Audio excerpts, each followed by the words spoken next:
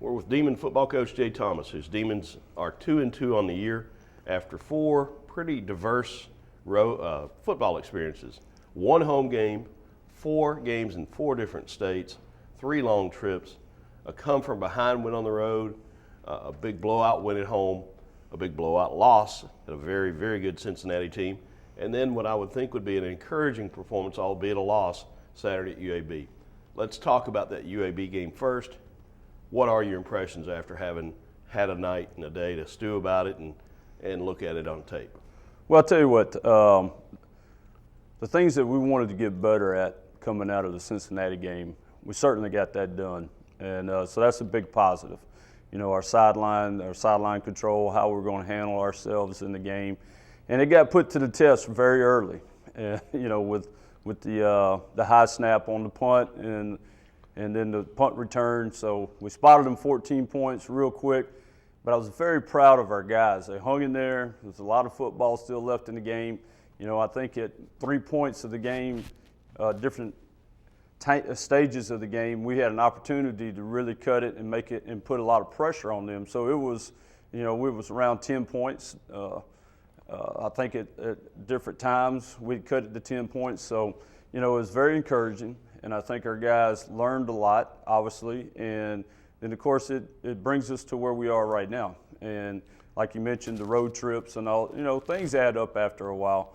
But I thought our guys did a really good job there in the competition phase of it. But we still have a lot of things we need to get cleaned up and getting ready for Langston this week. You know, certainly we're not where we want to be. We had too many missed tackles defensively this past Saturday. It's something we've been doing very well, been doing a good job of. But, of course, you got to give UAB all the credit, too. And, you know, they had 2 weeks to prepare for us. They had an open date. They gave us some different looks that we hadn't seen before. But our guys hung in there. They battled, you know, and that's always the key ingredient. All right, let's talk about defensively and those missed tackles. You had very few the first 2 weeks against the FCS teams. Then against the FBS teams, you had a high number at Cincinnati and an even higher number at UAB. Mm-hmm. Was it a combination of the level of competition and less than solid fundamentals? And how do you counter that going forward? Well, something we work on all the time. Our fundamentals, we're always working on tackling. We have tackling circuits, that type of stuff to facilitate it. I think you have to credit, you know, the caliber of teams that we're lining up against. You look at UAB and the running back was 226 pounds, but they moved the football against LSU, who has a really good defense and had 160 yards rushing against LSU. So we knew going into the game it was going to be tough, it was going to be physical, that type of stuff. We did, you know, and of course their punt returner is probably, he might be number 1 in the nation right now, but he was 3rd in the nation in punt returns going into that game. So we knew we had some challenges in the skill areas and stopping the running backs, that type of deal. And we did. You know, we'd make contact with the guys and then we were sliding off. And so we got to learn how to wrap. We got to learn how to finish tackles, you know, use our legs to push and drive. And, you know, when you got big ball carriers, you got to be very smart in how you get that done. So I think with all that being said, I'm looking at it as a positive, not a negative. So we're going to get better at it, you know, and that's going to help us and prepare us as we get ready to go into conference play. All right. Your offense obviously made a lot of strides this past week. Why? How did they make those adjustments and strides? Well, I think coming off the Cincinnati game, you know, we learned a lot. You know, as new staff, you're still learning how the team plays in games, and they're learning how we coach in games. But I think that you know, our offensive staff, you know, coming out of that said, okay, this is what we can do a little bit better at. We may be better at doing this, you know, with this group of guys. And but the biggest thing is our guys really believe in what we're trying to get done. And you know, we go in and at halftime, they added a couple of things. They started stemming and moving their defense. They hadn't done a bunch of that in the first 2 ball games. And they had open dates, so they had some new wrinkles there. And then at halftime, we made some adjustments. We came out the second half of that, which I was very encouraged by, and we just took the ball down the field and and scored a touchdown. That's really big time against a Division I opponent. So we ran the football. I thought we did a good job there running the football. I thought we protected the quarterback. Of course, Zach made plays by being athletic and being able to move around. You know, our pass protection will still continue to get better, but I think we're putting hats on hats. And, you know, and it takes some time. You know, in the first year, usually it takes an entire year for an offense and defense to really get all the terminology and really be comfortable in playing in it. You know, so I think we're way ahead of the schedule in that aspect of the game. And I think that goes back to how we hired the staff and, you know, defense coordinators knowing guys on the staff. And so it's helped translate and move everything really fast on both sides of the ball. All right, that leads into the next question. 4 games in, 2-2, 2 losses to FBS teams, 2 wins over FCS teams. Give us the state of the program, the state of this team right now. I think we have a really good football team, really do. You know, obviously we got some areas that we got to clean up, we got to get better. It seems like we get one thing going, then there's something else we got to take care of. You know, it's every week, but that's football. That's the way it is. I think our guys are having fun. You know, obviously with Langston coming in, we need to make sure that we get every ounce out of this game. We need to come in there full force, and the train is not off the tracks. All right, so we don't need to look at it that way.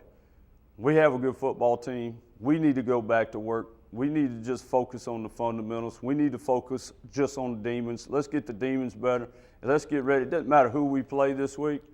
Make sure we're ready to play, and we come out and we play all 3 phases at a high rate of speed, tempo, and let's get this thing ready to go and get it into open date and clean it up and get ready to start conference play. All right, let's specifically talk about this week's opponent, Langston, a team that's trying to move up from the NAIA to FCS level, Division I football, and a team that certainly has some athletes that are from this state. Yeah, oh yeah, and DeJuan Sanders is the head coach there, and Mickey Joseph had been there previously as the head coach, so there's a lot of Louisiana connections there. They've recruited New Orleans. They got a lot of type transfers in there. Look at them against Nichols last week. I think they had a lead going into the third quarter, 16-14, something like that. Nichols ended up pulling away, but a very talented group of guys, and it will be their 3rd FCS school that they've played. So they're playing up. They've prepared themselves to move up to the next level. They're very competitive. They got a lot of talent. And I got some big play capabilities on offense, just watching them this morning. So, I mean, we got our hands full. There's no doubt about it. And just because you say NAIA, that doesn't mean a whole lot. I've been in those games before, and shoot, one time I had to fake a punt and score a touchdown to beat one of the NAIA. So they get really good football players. And it's a lot of people will have a misconception about the NAIA and Division II. They got great football players at that level. Just don't have as many, but they have really good football. So the shoe's on the other foot now. Instead of being the underdog, you're the favorite. Mm-hmm. And while you realize this, you're dealing with a bunch of young men. Is there an opportunity for a trap game for a letdown? Well, it could be if you let it be. And that's something we talked about as a team yesterday. Say, hey, it doesn't matter who we play. We hadn't won a ball game in 2 weeks. So we got no reason to be overlooking anybody. And so it doesn't matter who we playing this week. We're going to treat them all the same. So this will be like UAB or Cincinnati. It doesn't matter. We have to get our mindset ready, and that's my job, to make sure that's going to happen. Then we already got it started. The process has started. So now our guys get into that mode of, hey, let's go. Let's play our game. Let's pick it up. Let's make the game speed to a different level that they're used to playing at. And finally, at home. Yes. That's got to be a relief. It is. It's good to be at home. You know, we get to sleep in your own beds, and, you know, Friday night, it's going to make a big difference for us.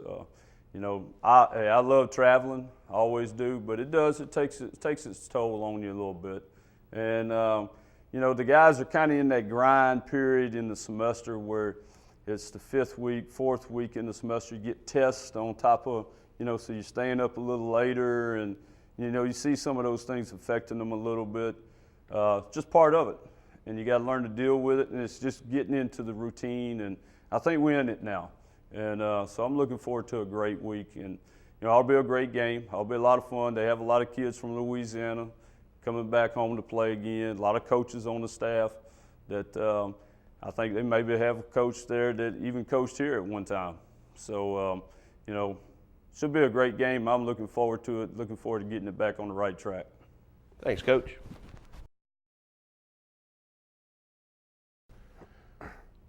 With senior center Warren Jones, the Demon football team, Northwestern's finally at home this weekend after being all over the map in the first 4 weeks of the season.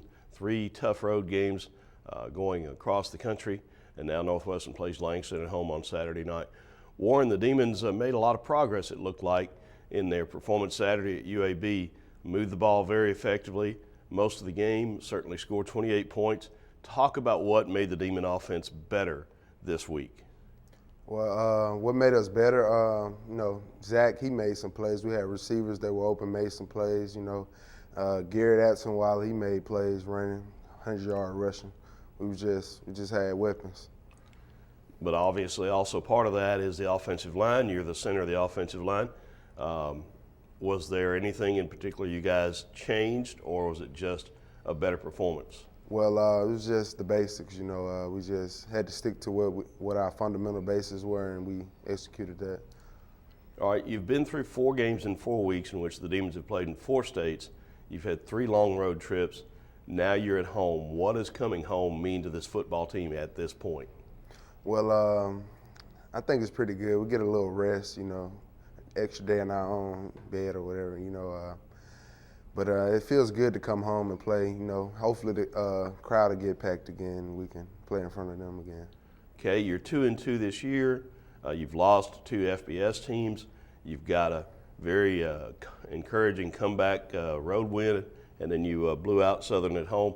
Talk about, after 4 games, where this team is in your mind. Where we are in our mind, that I think we're pretty good. We just need to fix everything that needs to be fixed and capitalize on what we can capitalize on. All right, you're playing a Langston team that is an NAIA opponent, one that wants to move up to FCS Division I, one that has played a couple Southland Conference teams already and been competitive. Talk about the challenges and the dangers of this game against a lower division opponent. Well, of course they're looking to come in and win. Well, we want to win as well. So what we do, just need to be meticulous about the small things and just keep going forward with our fundamental basis and execute no matter who we're playing. Worry about the Demons. Is there a chance for a letdown, for a trap game for the Demons because they are playing a lower division team? I feel like if we go out and execute and do what we have to do, then no. We're with Demon cornerback Amon Claiborne. The Demons played at UAB last week. We're very competitive. Now, after 4 games in 4 states to start the season, Northwestern's at home for a while. And the Demons will play Saturday night at home against Langston. Amon, let's first talk about what the team got accomplished last week and culminating with the game at UAB. I feel like we got a lot accomplished. Defense played really tough, and offense played a heck of a game. But I think that we have to put both of it together to play a complete game before we can go on and start conference. Defensively, you guys had some tremendous series near the goal line, both defending the goal line and keeping them from coming out on the goal line. Is there an extra bounce to the step or an extra part of focus that helps the Demons in those situations?